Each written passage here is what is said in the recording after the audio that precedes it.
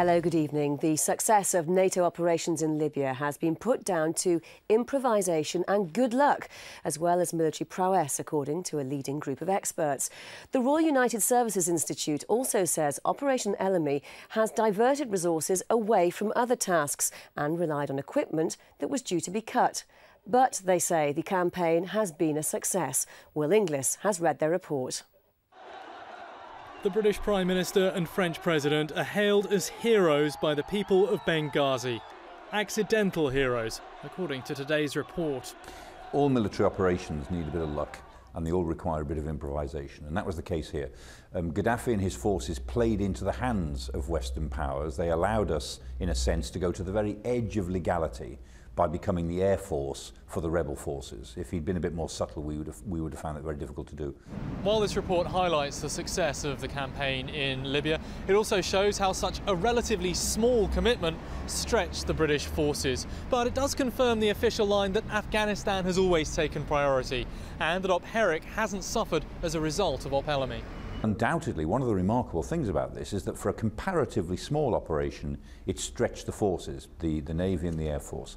They knew that by the end of September, they would have to start reallocating other forces from other tasks. As it was, they had to do quite a lot of boxing and coxing to make sure that they had the aircraft and the ships in the right place at the right time. So yes, you can do these operations on the back of doing Afghanistan, but it is a strain, no question about it. This was the first major intervention in living memory not to be under US command. And cost-cutting in the RAF had seen a lot of NATO postings cancelled, meaning there were no Brits in the headquarters that ended up in charge. It was all a bit ad hoc. It worked because the people involved really gave it everything. But as always, we rely on the personal qualities of the officers and the ranks to do their job to a very high level. We can't keep on relying on them to pull something special out of the bag every time. They did it this time, as they always do. But eventually, if you don't have officers in the right place at the right time, whatever the commitment, they don't have the background and the skills. That's one of the lessons that we're going to take away from this. Command and control. Nonetheless, the campaign will go down as a success, and David Cameron addressed world leaders at the UN General Assembly as victor. The building blocks of democracy have to be patiently developed from the grassroots up.